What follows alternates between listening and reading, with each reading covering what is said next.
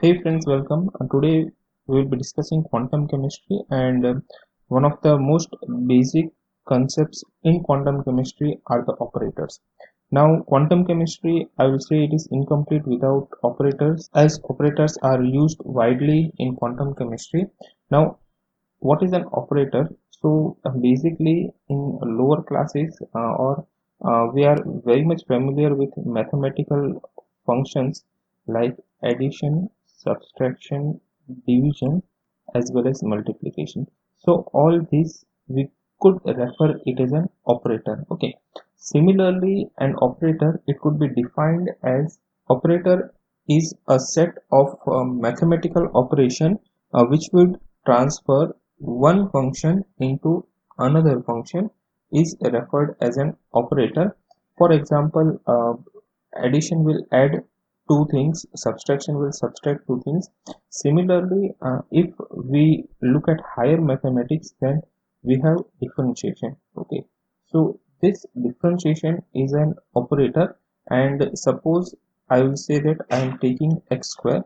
So this x square is my function, and when an operator operates on any particular function, then we get a new function. So this is the new function. So over here dy dx is my operator,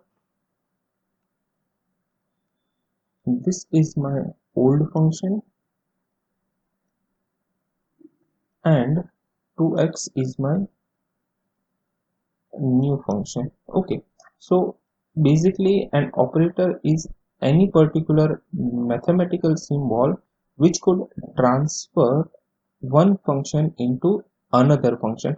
So this operator could be anything. It could be say differentiation, it could be integration, it may be any constant, it may be uh, uh, square root, it may be square, or any particular any function that could be utilized as an operator. Okay, now this operator basically there are few of the characteristics, and this operator is nothing without the function. Okay, so if I write d by dx, then this d by dx will not have any meaning without the function, and generally we can say that an operator is written before the function. Operator is always written before the function, and an operator is represented by a cap.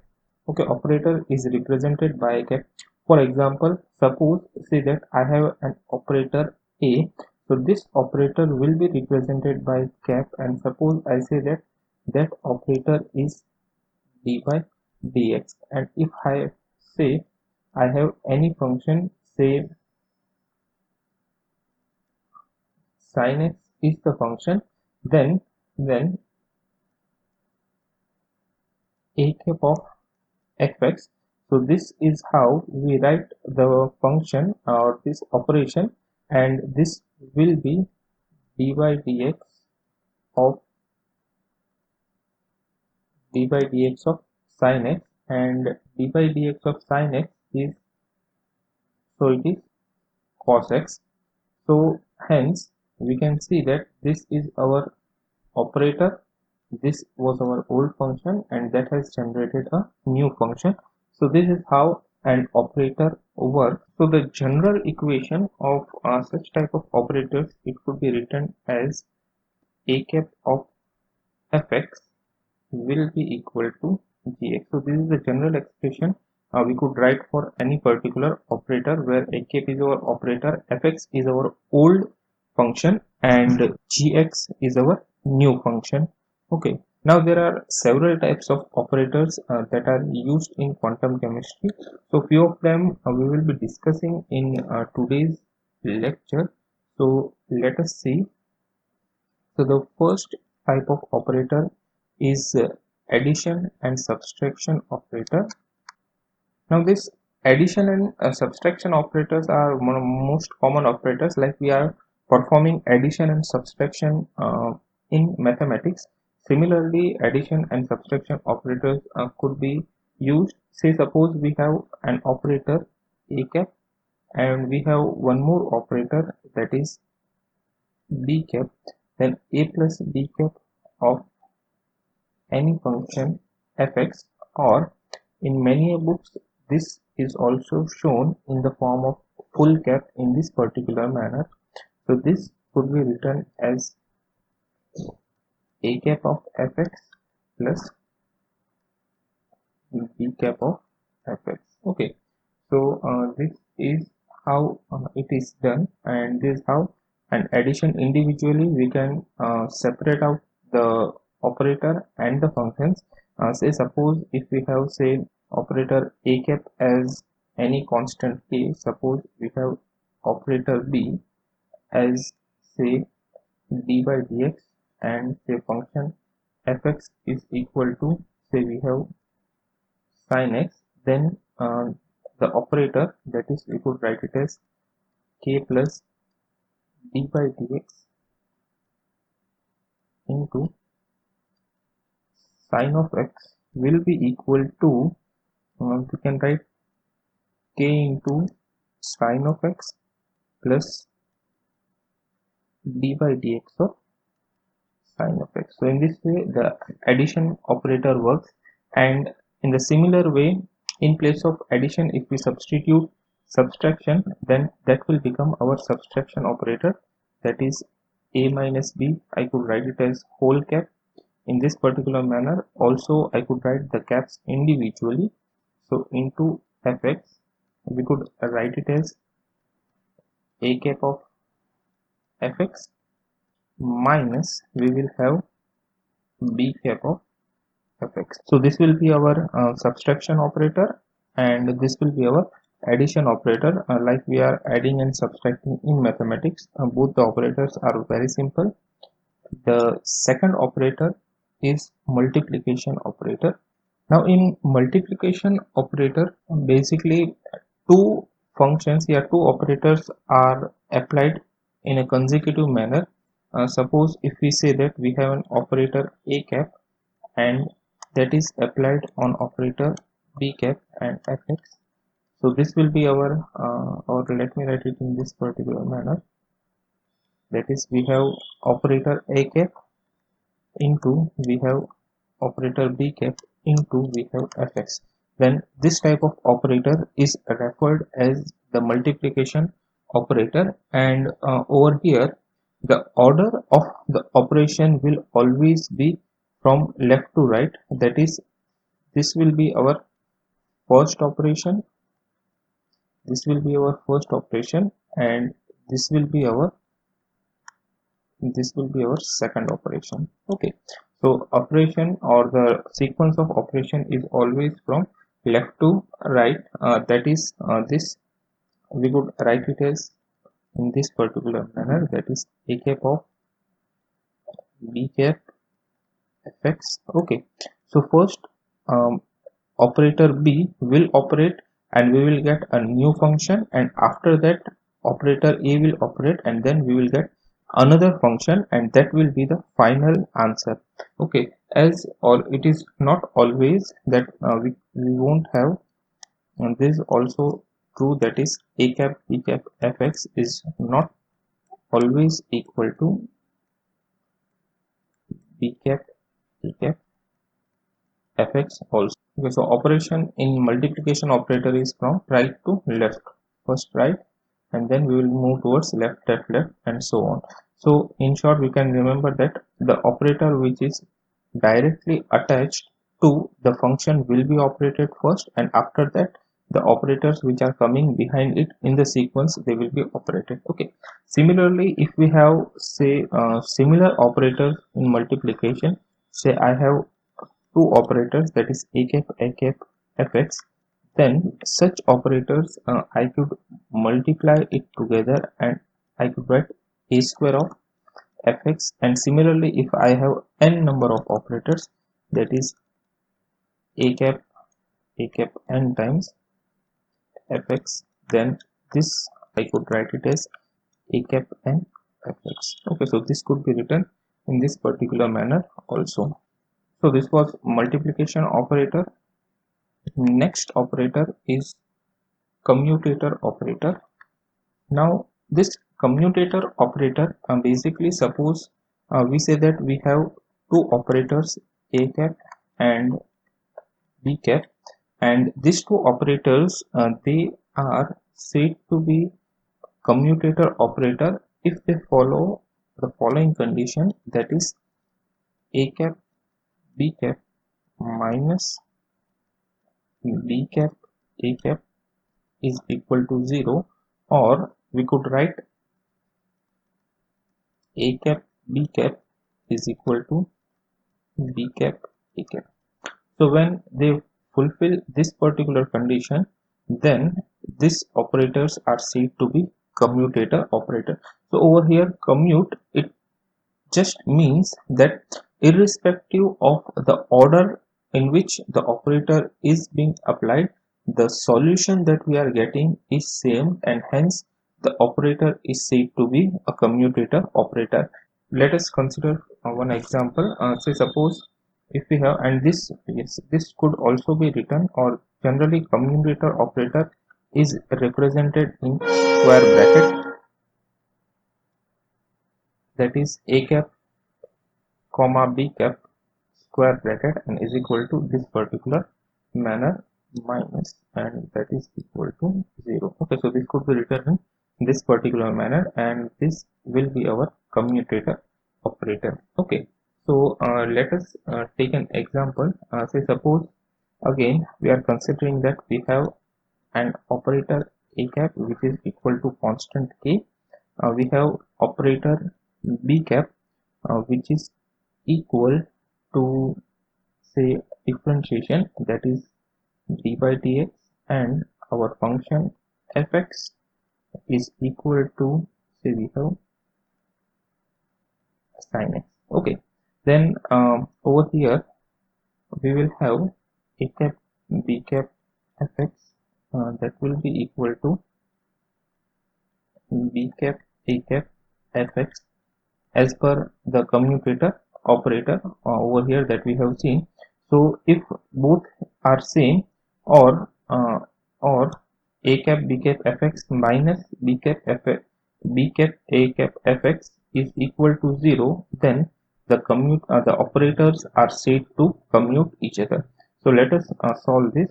We have first a cap, that is k, into, we will have d dx of sin x minus d dx of k sin x. Okay, so over here differentiation of sin x is cos x, so this will become k cos x minus, k is constant, so k will come out, and differentiation of sin x is cos x, so we will have k cos x, and that is equal to 0. So as a cap b cap fx minus b cap a cap fx, the solution is 0, then these operators, that is k and d by dx, they are said to commute.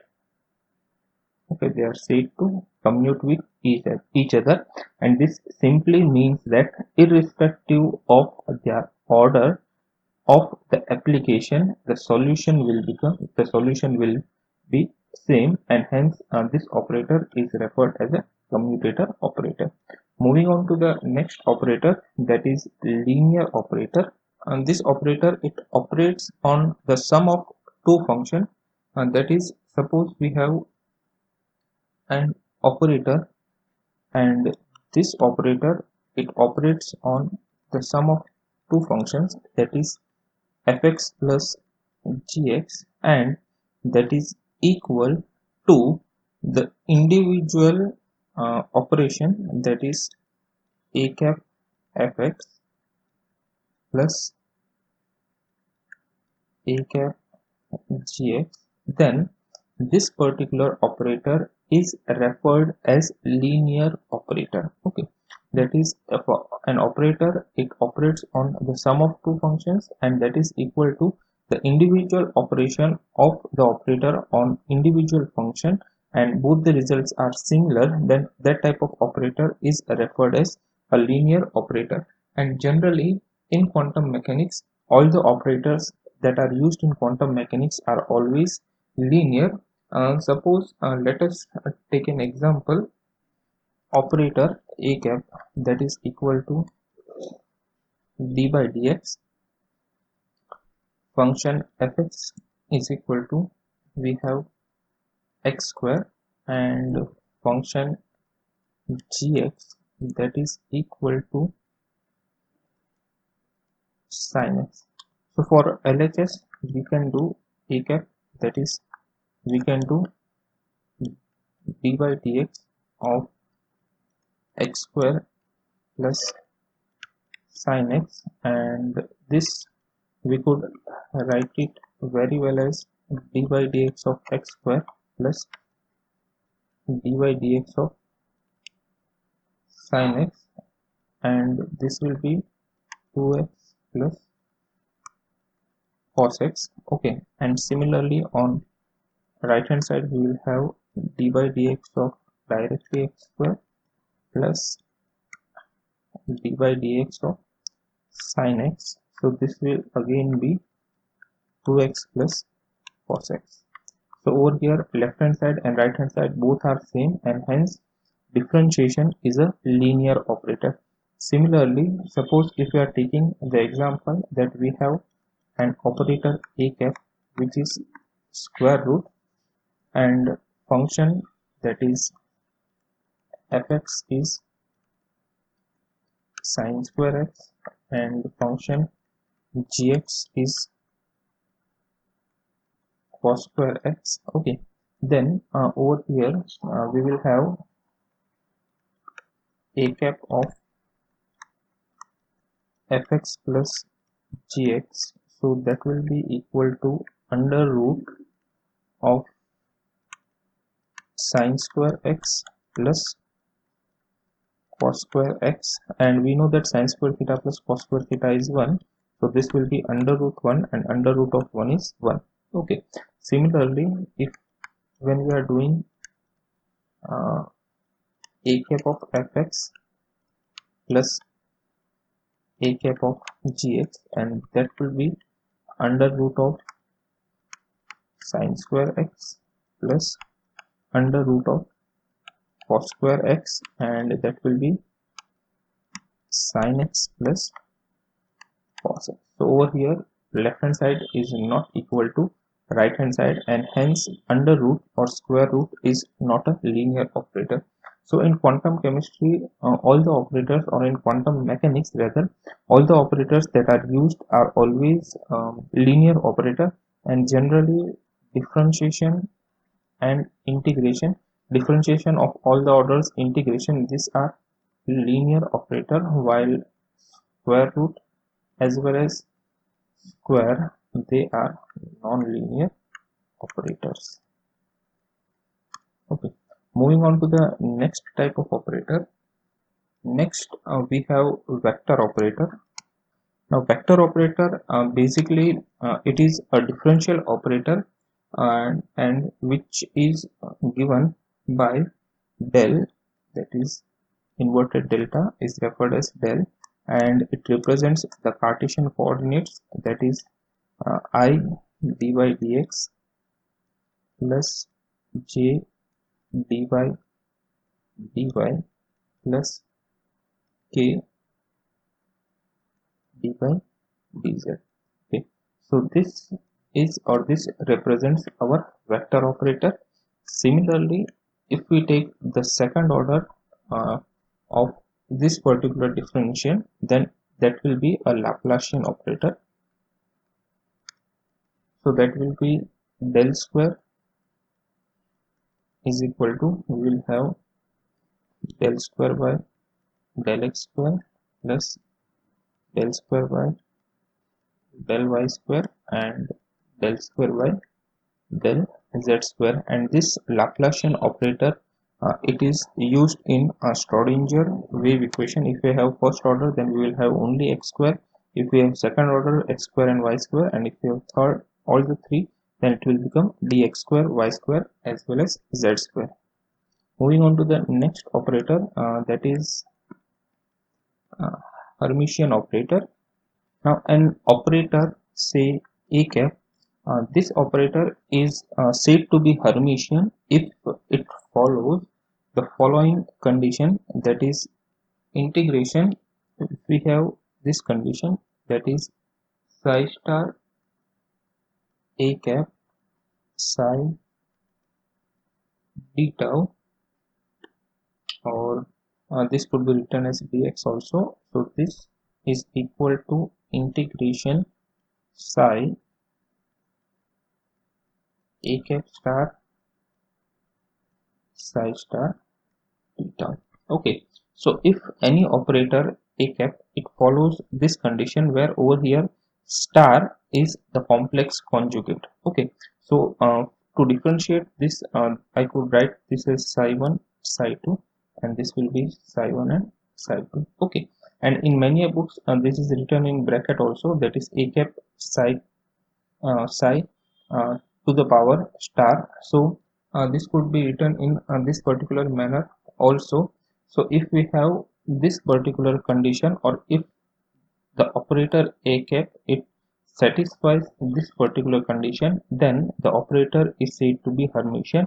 And in quantum chemistry or in quantum mechanics, all the operators, they are linear as well as they are Hermitian. That is, they will follow this particular condition. All the operators are linear as well as they are Hermitian, and over here star is the complex conjugate. So these are a few of the commonly used operators in quantum mechanics. I hope the concept is clear. In next lecture, we will be looking at how to set up the operators for different physical quantities, as well as we will be looking at angular momentum operator and several other operators. So hope the concept is clear. Thank you very much.